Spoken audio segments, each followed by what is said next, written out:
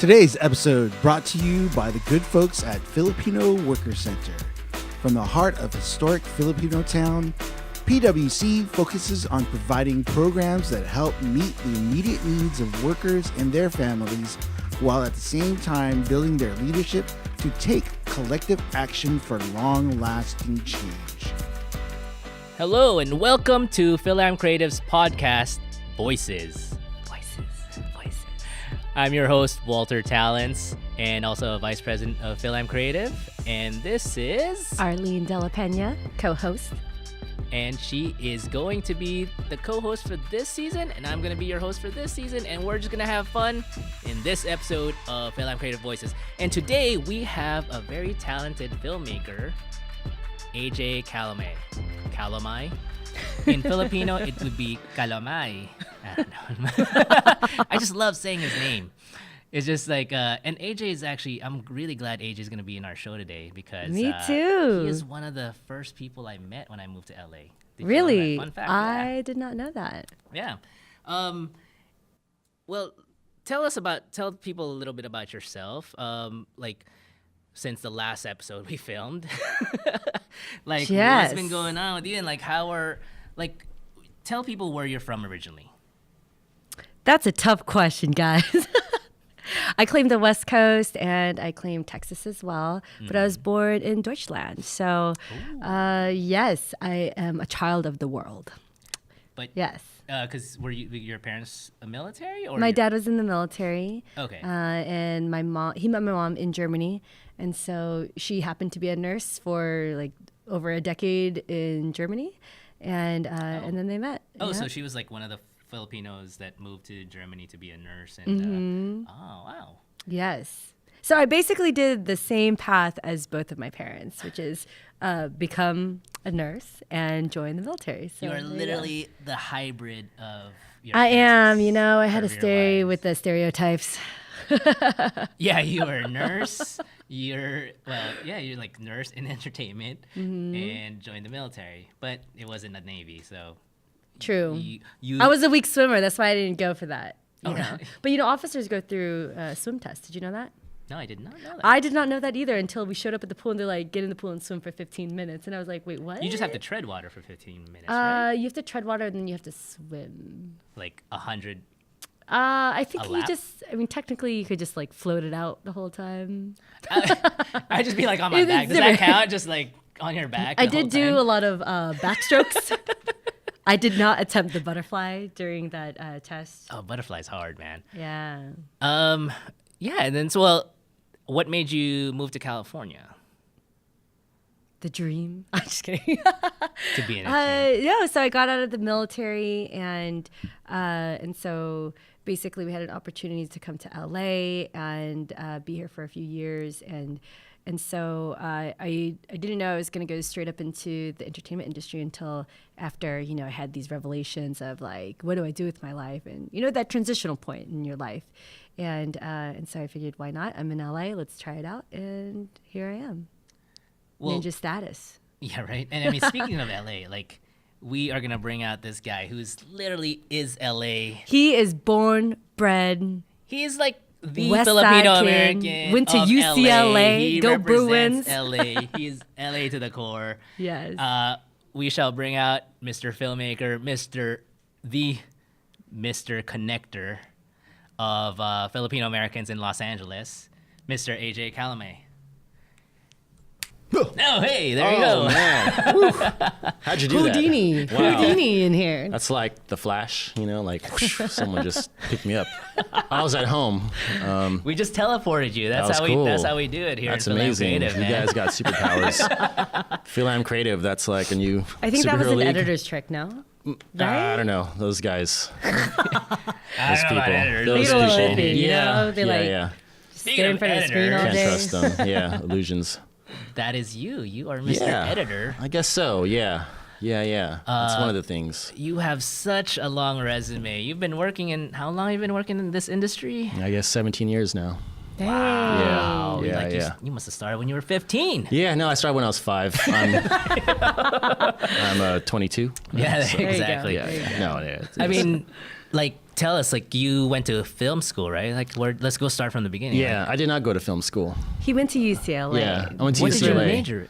I majored in psychobiology. Yeah, buddy. Yeah. Scientist. Yeah, Thank you. yeah, yeah. I was a Wow. That's right. psychobio major, doing the default dream of, getting, well, I didn't really know what I wanted to get into, so, when like you're leaving high school, it's like, oh yeah, I can be a doctor, sure, Pre-med. like, There yeah. you go. But, it wasn't my path. But by the time I wanted to get into editing, it was already like my 4th or 5th year. So I had a good 6 years. I mean, college was the best 6 years of my life at UCLA. 1 degree, Wow. Hey, dude. Had a great time. I loved it so Hey, much. Didn't want to leave. You're so, preaching to the choir, man. yeah. Oh, okay, so you have a BS in In psychobiology, in and a minor psychobiology. in cognitive science. Yeah, Wow. excellent. So yeah. Excellent. So these days, my dad's like, he reads an article in the newspaper. Oh, Jay, that's psychobio. What is this? I'm like, I don't know. I can tell you about a jump cut though. So. So at what point, in your time at UCLA, did you start to gravitate towards entertainment? Well, it started like with my involvement in the Filipino community. I was a counselor for the Filipino club on campus through SPEAR, Samahang Filipino Education and Retention. Yeah. I was also part of a Filipino brotherhood called Theta Delta Beta. Also did this program called Unicamp.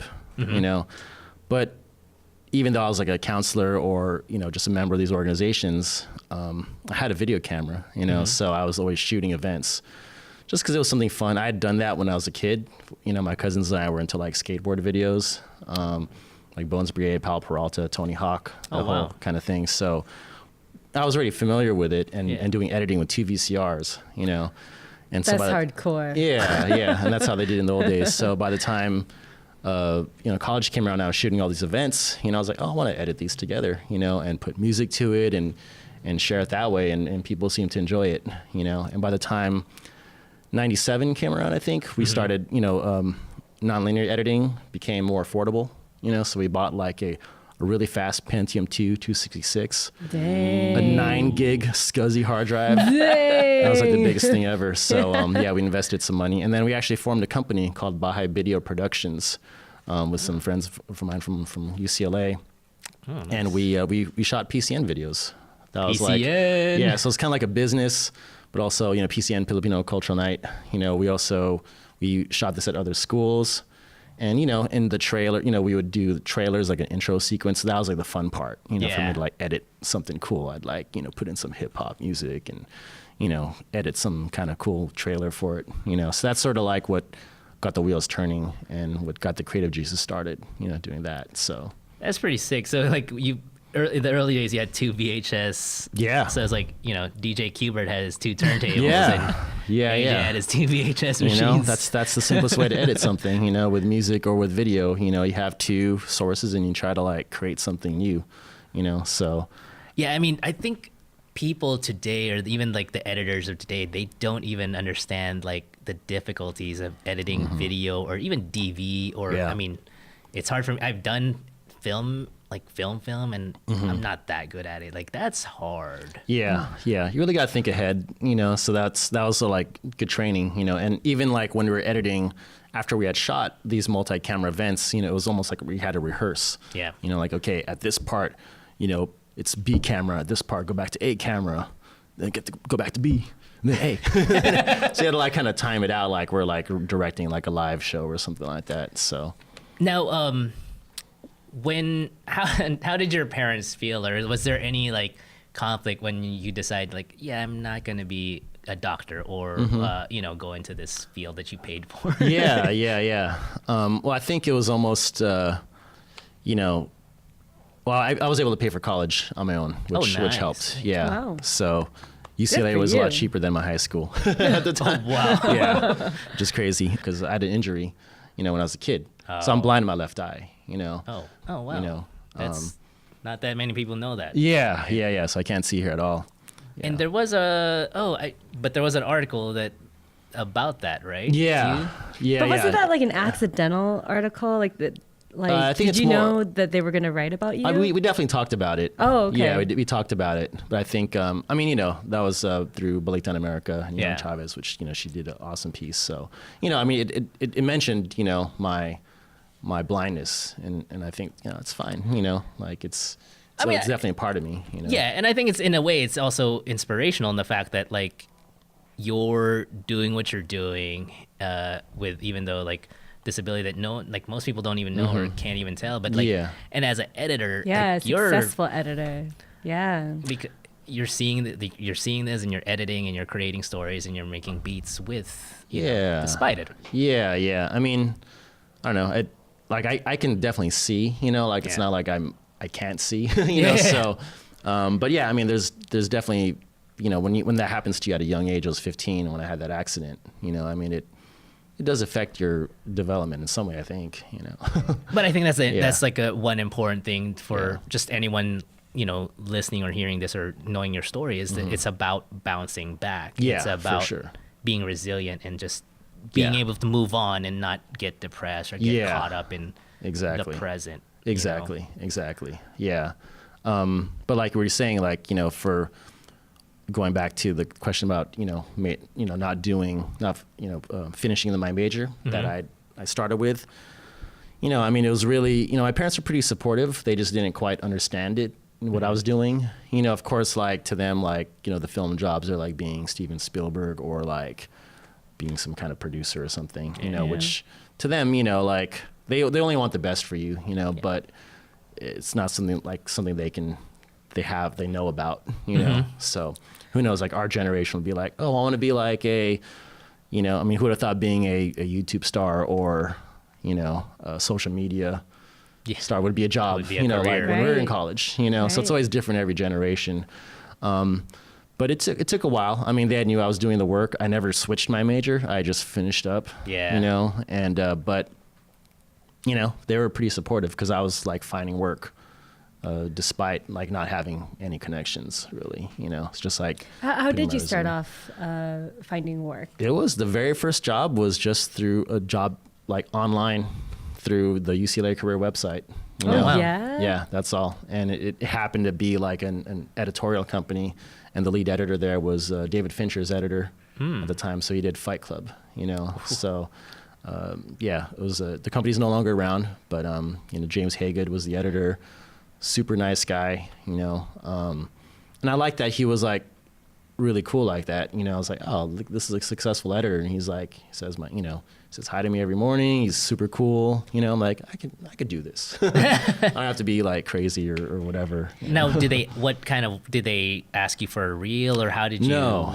Yeah. I was a vault assistant. So back in the day, a lot of these editing companies had vaults, tape vaults, which is where he kept all the digibeta tapes, the beta SP tapes, you know, and clients would come in and drop off their footage, you know, would come to us, we'd like log it and we'd like send it out if it needed to go somewhere for, you know, color correction. Like we had film reels also.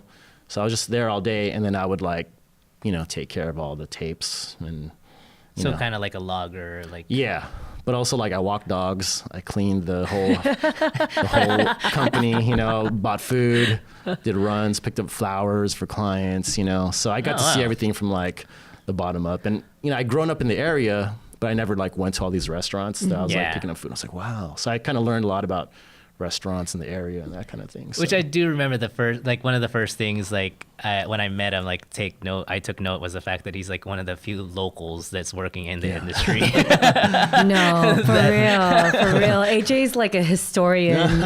Like he's like a true historian. We're like, this used to be this place and this place used to be this place. And it's fascinating because there are so many transplants that come to LA to get into the industry. And, and it's true. The perception is that you're going to run into like these like really crazy, outlandish types of personalities. And, you know, how do you deal with that? And you always hear all these like negative horror stories. Yeah. But the truth is, like, there's actually really legit nice people in the industry. Oh, yeah, definitely. And it's not like you had a really great first experience. Oh, yeah. No, he was a great guy, you know. And I've been pretty lucky, like every step. I mean, I've worked at so many places, but everywhere I've gone, it like, you know, I think you can kind of create that environment around you. You know, you can learn how to deal with. I'm sure, and there's always someone in a company that's going to be a certain type. But, you know, I mean, it didn't really bother me, or maybe I just didn't let that take me down, or didn't try to change who I was, you know, like I was like, well, you know, like I'm here, like it was my mission, because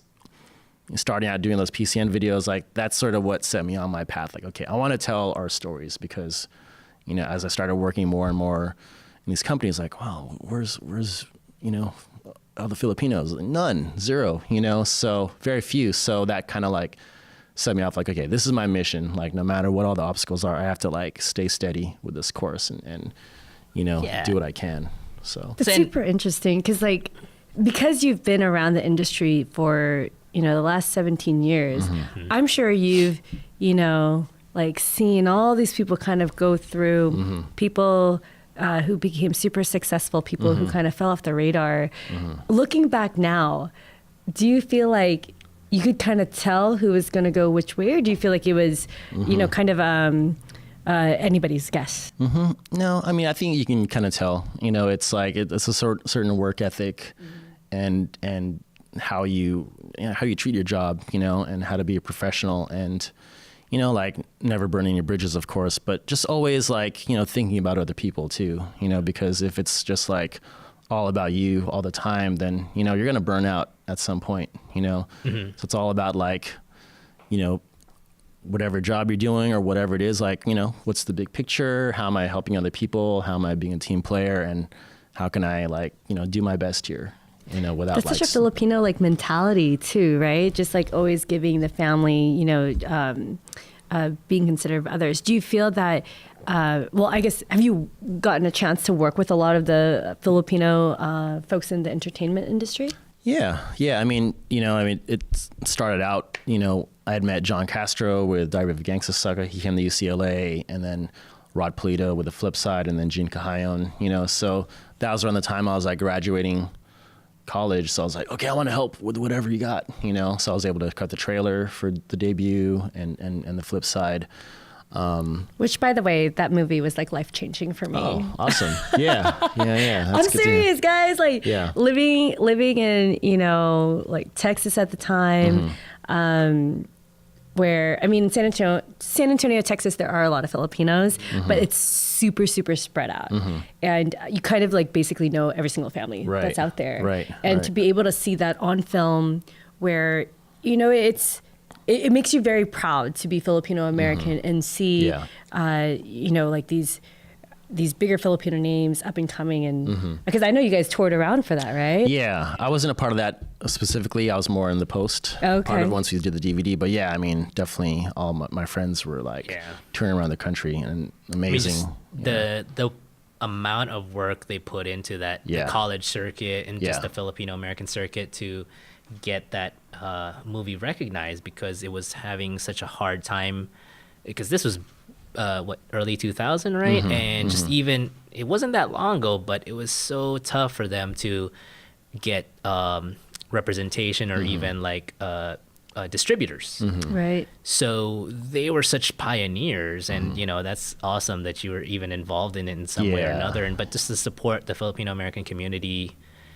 which I'm pretty sure like the filmmaker community was pretty small compared to what it is now. Yeah. There wasn't a whole lot, you know. Also, when The Flip Side got into Sundance, you know, that was huge. Yeah, it was great, and a lot of us kind of got together there. You know, just kind of talk like, all right, let's try to help each other out and see how we can move forward. You know, so. You know, and that still stays with me, even going back to my days as a counselor for Filipino students. You know, like I still feel like I'm doing that now. You know, like, you know, through FILAM Creative, I met a lot of folks who were starting out or who were looking for opportunities. So I'm happy to like help with whatever I can, you know, and connect people to that way, you know, in that sense. So. Yeah, and going with that, like in your personal opinion, like what do you think is the value of organizations like FILAM Creative or any of the other Asian American entertainment collectives? Yeah, I mean, as I look at my notes here, I mean, it's definitely like a safe space, you know? Yeah. I mean, it's like shared experiences, and it's, you know, having that space is so important because, you know, we know exactly like what we came from and what, you know, the shared obstacles that we had growing up in our careers, you know, that we don't have to explain ourselves all the time. You know, you can just go into like all right, this is I need your support, like, how can we help? And we kind of get it already, So yeah, no doubt, it's absolutely important, to have organizations like this. And I mean, like, fast forward to, like, from being a kind of a set or a office PA and whatnot. Yeah. Fast forward to some of the work that you've done. You've done some really awesome work. Like, you work with the Black Eyed Peas. Yeah. Tell us about that. Like, yeah. Well, it's like I have, like two sides of my career. It's all the independent work. A lot of it is, is directed by Patricia Janelsa, who I met, during the debut. We did videos going back to 2003, and then, the Black Eyed Peas were one of our, bigger videos, with artists like, Bamboo and Native Guns, Invid, with, some folks that we were friends with. We did, I'd say, over like 25, 30 music videos, and this is all like, most of it was like, mini DV, those early days, and then later on, shooting, a DSLR. But, I've always wanted to kind of like stay working, so I can constantly like be at the edge, be with the industry and kind of know what's happening, So with my full-time work, it went from, being the vault guy, to working in visual effects. I was a tape operator for a visual effects company. Then I went independent and I did like my own hip hop documentaries, with artists from Stone Throw Records. So that was like my directing time, Oh yeah, okay. And then, then got into MTV News as an editor. They were on Final Cut Pro, so that kind of, helped get me in there. My friend Mark Bella helped get me in there. From there, that's sort of what got me more editing work. From there, I worked at Disney.com. I started doing like featurette work. I worked at Speed Racer, the movie, on the in-house visual effects side. Just to be a part of that was interesting. Then I worked at Current TV, which is kind of like Vice back then. Early Vice, Yeah. And then, then finally around 2011, I got into scripted TV, into union work, and that's sort of where I've been since then. It's been like a good, steady career there. So yeah, it's like tell us, like, what was the USA show that you did? Because you started the first network show. Was it? It was first one was Knight Rider, actually, the awesome half season. Oh, okay, that's right. Awesome half season. That was fun. But then I got into Covert Affairs, which was starring Piper Parabo. Yeah, I remember that. And then, the Mr. Robot, through the same group of folks, it was the USA Network. So people, got me linked up with them. And it was funny when I first saw the title, I'm like, what is this show? It's about like hacker or what? Like sci-fi. Yeah. It's so good. But then, then I heard that it won an audience award at South by Southwest. And then, I met with the editor. He showed me like the first 5 minutes of pilot. And I'm like, I love this. This is like, Fincher, Kubrick. This is like the style I want to be working with. So yeah, I mean, to be honest, like I heard that you were working on Mr. Rob, but I was like, it was on my queue. And like, I think it was like then like after the whole first season went by, or it got, I was like, okay, I'll give this a shot. Dude, I must admit, I binged watched. Like, oh, really? Nice. I was hooked. I was like, it's because of you, AJ. Oh, thanks. Seriously, I mean, I feel like a decade went by and I didn't even know what shows were on because I was always traveling and, like just temporary duty everywhere. I didn't really watch TV. And then, I heard too, oh, he works for Mr. Rope. I'm like, what is that? And then I checked it out and then just binge watched everything. Nice. And it was, oh my gosh, like the moment I saw your name in the credits, Cool. Yeah, I must say there is really cool. Yeah, it's so cool and it's so strange for me just like seeing like I was like, oh wow, like I'm at this point like I know these guys like when I see your name come across or Ray and Legends of Tomorrow. Oh, you have to or wait even until Dex. like you're out in public with AJ. So we're practically neighbors. We're West Side kids, right? Yeah. And so like it's like very easy for us to like meet up in Sawtelle and just like grab some boba or tea or a a bite to eat. And every time I've been out with AJ, some like fanboy, fangirl, or like some, you know, like, or some, you know, other, you know, major person in the industry walks by, and then everybody else at the table is just like, oh my God. AJ knows everybody, and I'm like, dude, I'm telling you, he literally like knows everybody, which is really, really cool. Yeah, well, you know, it's like growing up here in LA too. Like, you know, like my whole hometown advantage, everything is here. Yeah, you know, but not only that, but like since I've worked literally from the bottom to the top. Yeah. You know, now we're here. You know, you know, like you just meet all kinds of people, and you know, I don't know. I just like to stay in touch with folks. You know, I like to see what everyone's doing, and then, you know, just if I see someone I'm familiar with, like, oh, hey, you know, I'll stop and talk. You know, and I think that's one thing that most people don't really talk about, or even it's often overlooked, which is like what you're saying, like connecting with people, and just, or even just staying in touch. Yeah. I've come, like, since I've moved down here from the Bay, like I've come across like people who are just in and out. Or they're just all about me, which is what you were saying earlier. What earlier, like in the Manny has told us earlier in the episodes before, like was about like making a connection with people and building relationships. And absolutely, that's one thing I've really learned being here in LA, or even in this industry, is like building connections, building relationships. Like even you, like you're one of the first people I've met here with Patricio, and like I've stayed in touch with you guys, and like, and just, it's just being there for people. And it's just so weird when I run into people that's like, they're like, it's all, oh yeah. But then you don't hear a thing about it. Like, yeah, all those like false promises, or just like, oh yeah, we should get together, and then you don't hear anything. You even like just try to make that contact. Okay, what day are you free? I'm so busy, and I'm like, oh, exactly. And it's so funny because it's like it's like an inside joke with LA people who live in LA or in this industry now, and it's yeah. I mean, you know, like for me, you know, being a counselor, and I don't know, maybe it's because I was the only child or something. Like you know, for me, it was always about listening and hearing someone's story first, you know, and kind of knowing where they're coming from. I always feel someone has some kind of genuine, you know, story to tell, you know, so I want to hear what they have to bring first, or what they want to say. You know, there's a reason why they are the way they are. You know, even the most difficult person, I'm like, what is it about this person? You know, like I'm interested, you know, so maybe it's just my inquisitive mind, or I'm just like, you know, there's a genuine interest there. Science major coming back. You know, the psychobiology counselor, you know, person in me. And, you know, I just want to be as real as possible. Even if I am a busy or whatever, I'm like, okay, well, you know, let's stay in touch, and then, you know, just contact me in 3 weeks after I'm done with this, and then let's see what we can do, you know?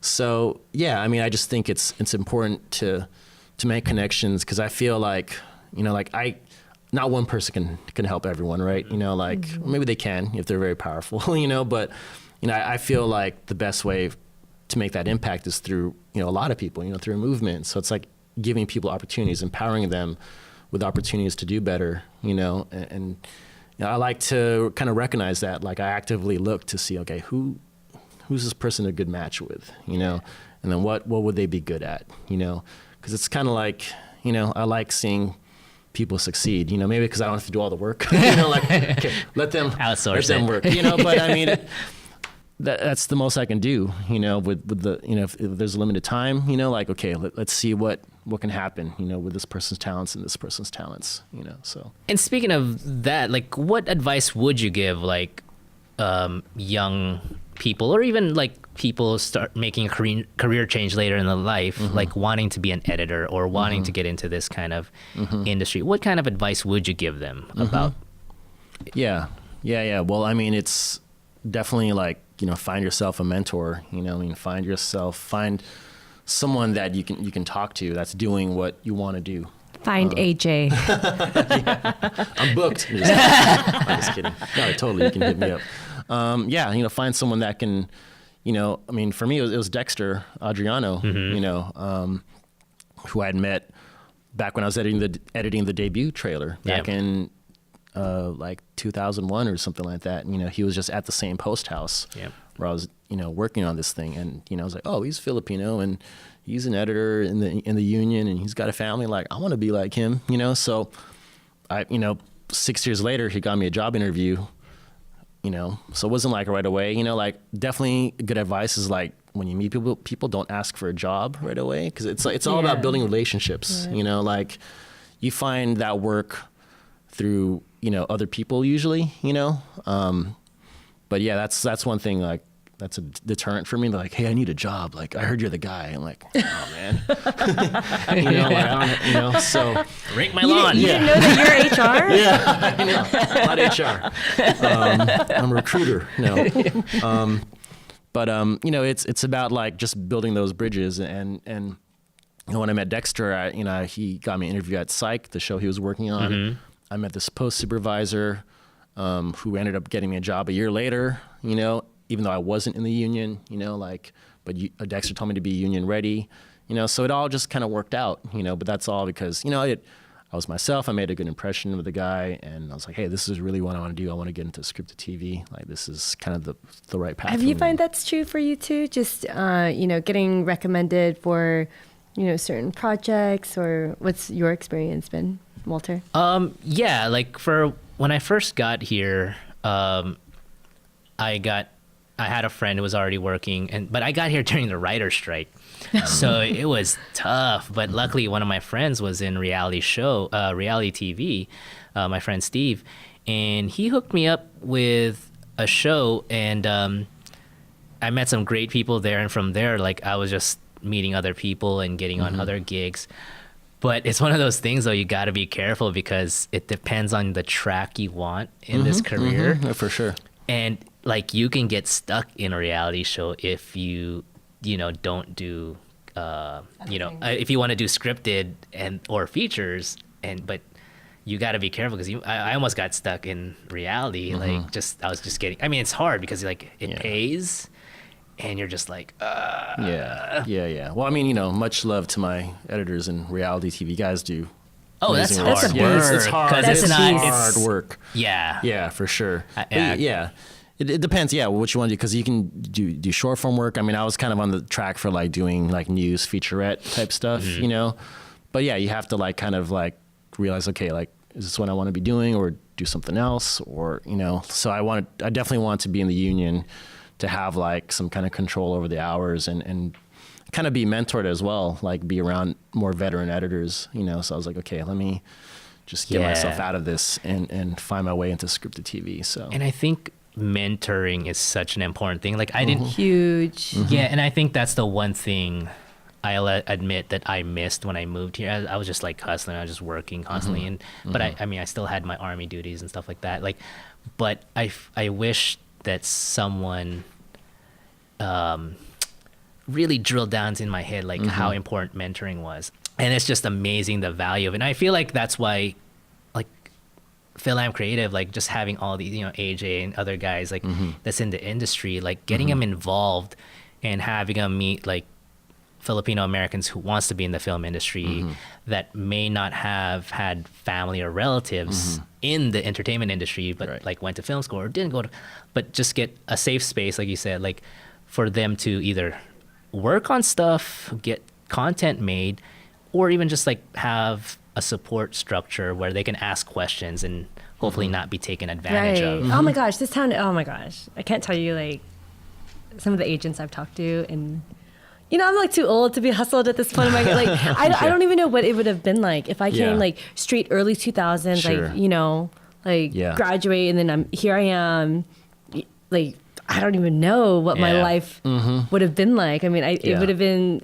so different, and I can't imagine. And I feel, very lucky for being more recently, moving here to LA, that I found my way. And that was actually really through FILAM Creative, is that, like, found out my neighbors working at Mr. Robot, and AJ, you've been a great mentor to me. Always just kind of, I always feel so lucky that I can call you anytime and just like ask your advice and what your thoughts are on this. And it's great. It's great to have that, same thing with you. I feel like we're always on the phone. Like, I talk to all you guys all the time. Oh my goodness. It's helpful because like there's this thing about Hollywood where it can be very fantasy-like, and you get a lot of smoke, and it's just smoke sometimes, and then other times it's legit.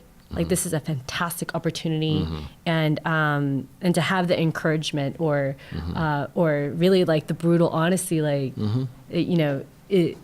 if this is what you're looking for, then this is what you're gonna get. And I think that hands down, like that type of mentorship and guidance throughout this like process, because there's no straight way. Like here I am, heavy sciences, heavy like do this, then the next step is this, and in this industry, it's like there's no rules. There's no one path. Right. Which is also beautiful in its own right, because then you can really make it what you want. And I had no idea that you had gone through all these different types of jobs before really going into editing. Yeah. And it was like 11 years. I think that's great. That's such great advice. Kindness goes a long way. Yeah, that, and just, obviously, I kept on working on my craft. Like, outside of my job, I was doing other work as well that I think, my people who, these jobs I was applying for, they knew about as well. Like, I would mention, like, hey, I'm also working on some, like, I have, like, 20 music videos under my belt, Yeah. My first reel at MTV, when they were bringing me on as an editor, it's all, like, Filipino music, FILAM artists. Yeah. But they're like, okay, these videos look good, so... you got the chops to do this, you know? So that's the reel I had built, and that's what got me in, So, it's perseverance too, I mean, like, sticking around says a lot. I feel it says a lot as well, so. And what kind of advice would you, like, give people, like, about working in passion projects versus getting paid, that kind of stuff? Like, how do you balance that? Or what kind of advice would you give people starting out, or even people working in the industry now? Yeah. Well, it's like the people you're working with on these passion projects. I mean, you want to make sure these are people you believe in, because this is like you're building your team, and you want to know that you can keep working with people. And that's kind of what everyone's doing, right? They're like, hey, let me, help me out this short. And you're just sort of like, and you're like building a reputation as well.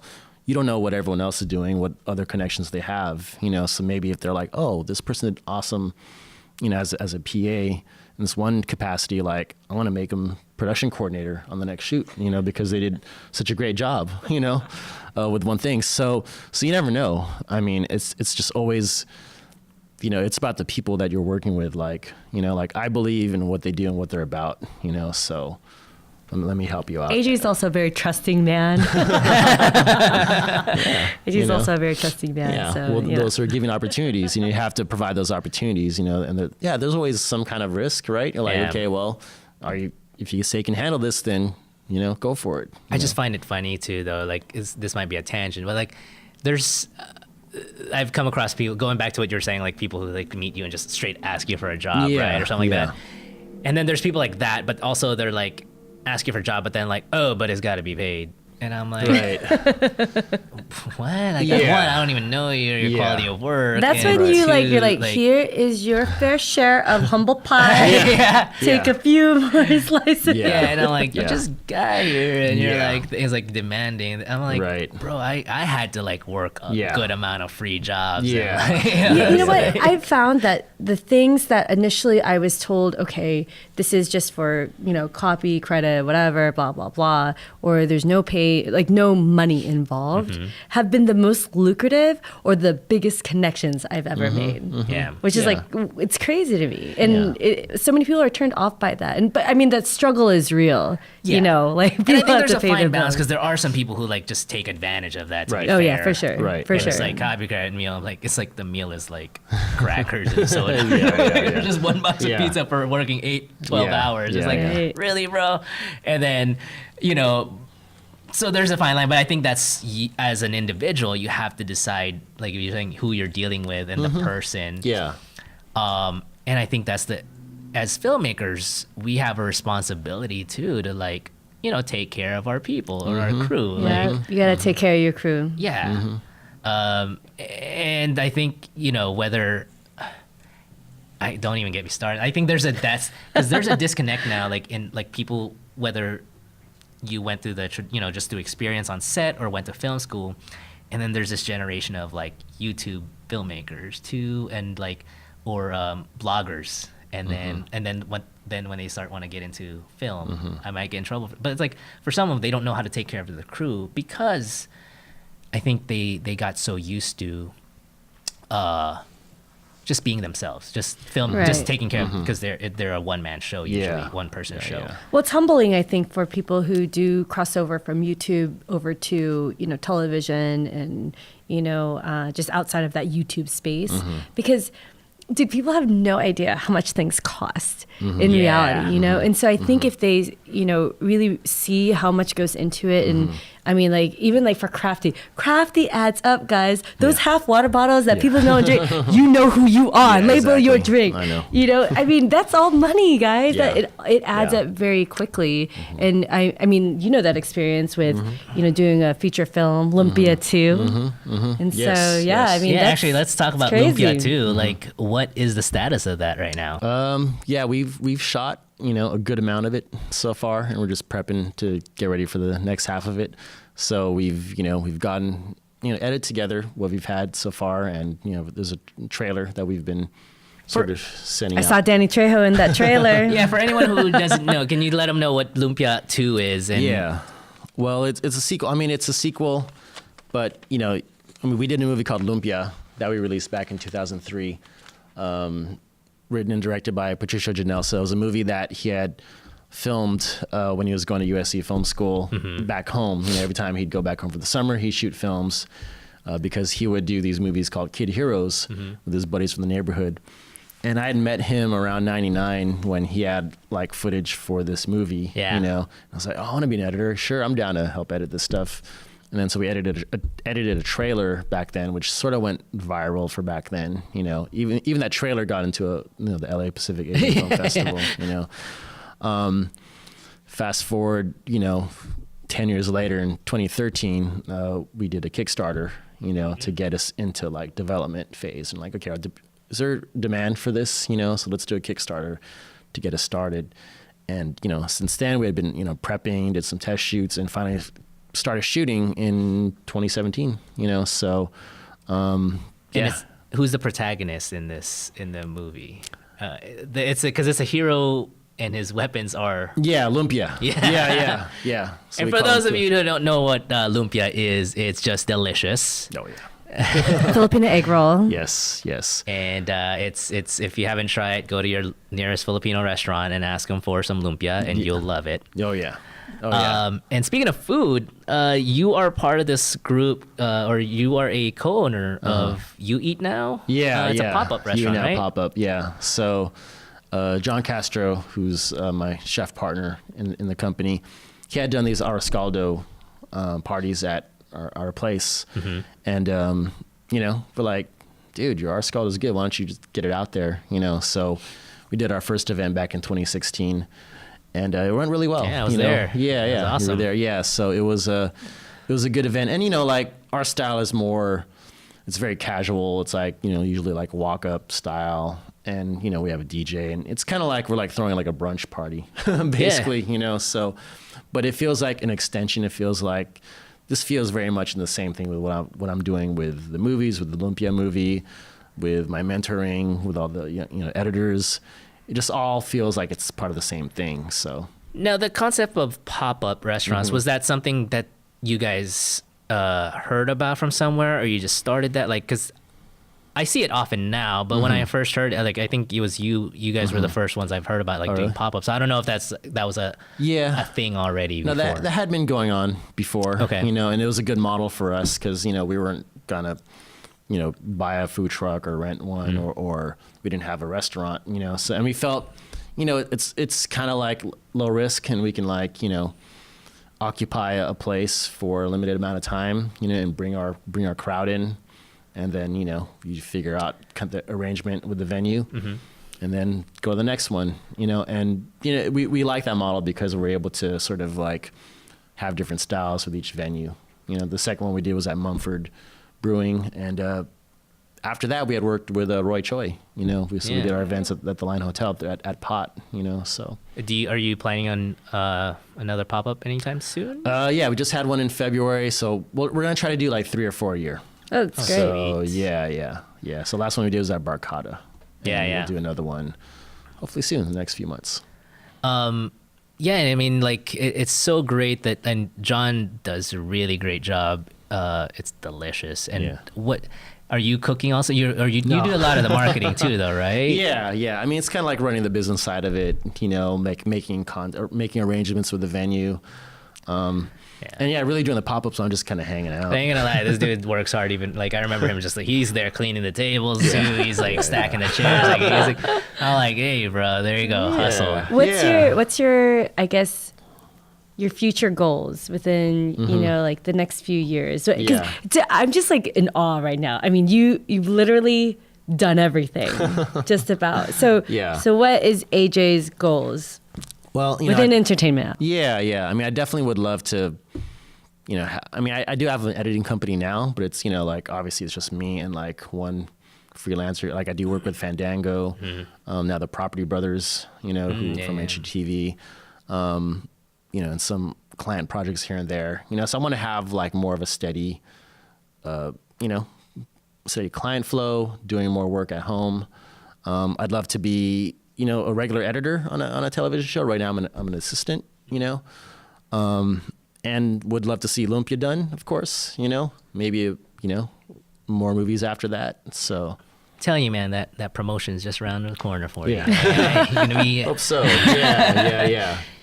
I mean, man, I wish we had some more time, but we're probably gonna wrap it up soon. I mean, thank you for coming out and talking to us. Yeah. Let people know if you have any future projects coming up you want them to know, or share your social media. Social media. Where can people find you, AJ? Oh yeah, well, Instagram AJXY. Not AJ Calomay, which I got tagged on recently. That guy. Wrong guy. I'll meet him Wrong one guy. day, and worlds will collide. Find me on Facebook. You can email me, AJ@xylophonefilms.com. But yeah, we just released a video for Miles Brown, who's Blackish. Pretty cool video, planned really quickly. Shout out to Patricia Janelsa again, Romel Andaya, who shot it. Homer Dulu, this is right over there, who was our, somewhere over there, who shot the video. Came together really quick. That video's out now. And yeah, Lumpia, look out for more updates with that, like behind the scenes featurettes. We're going to keep pushing it forward and hopefully knock this thing out soon. So maybe another pop-up in spring. And look out for, Xylophone Films. Find xylophonefilms.com or on Instagram, Facebook, MySpace, Friendster, Zenga, Multiply, no. Asian Avenue, GeoCities, AOL.com. IRC. Thank you very much for coming here, AJ. You've been great, and I feel like people have got something out of it. And for all of you editors, and want to be editors, future editors, this is the guy to know. Just don't ask for a job right away. Build that relationship. Just let's get that established right now. Yeah. Take him to dinner first, guys. Yeah. So again, thank you, AJ. My name is Walter Talens. And I'm Arlyn de la Pena. And this is FILAM Creative's podcast, Voices.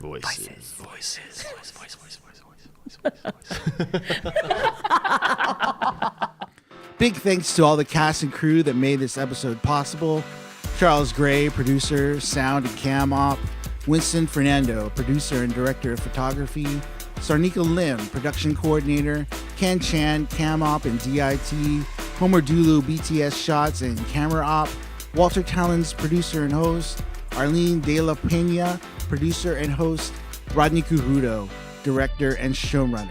Stay tuned next week for a new episode of FILAM Creative's Voices. And don't forget to subscribe, rate, and review us on iTunes, subscribe to your YouTube channel, and like us on Facebook.